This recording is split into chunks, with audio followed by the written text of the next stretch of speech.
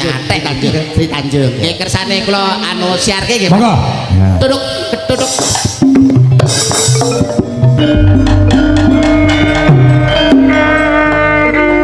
Wilujeng dalu, wilujeng pepanggian kalian seni tutur tradisional ketoprak Dwijo Laras.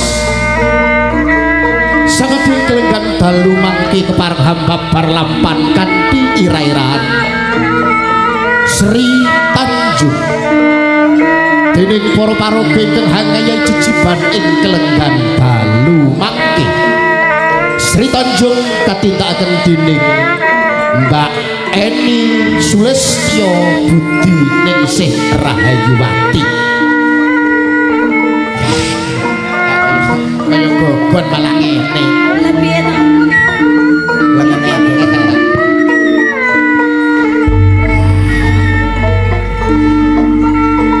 Wes Patih Sidapaksa.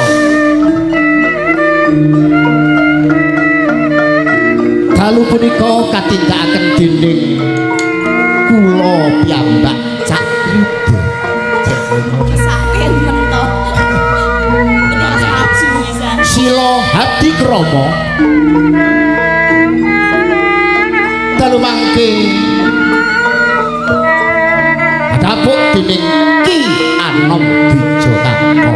Sila Hadi Krama. Piye melat? Kenek dawuhan elek-elek. Mas Komet. Dalu mangke kadapuk dados singa kolesterol Mas.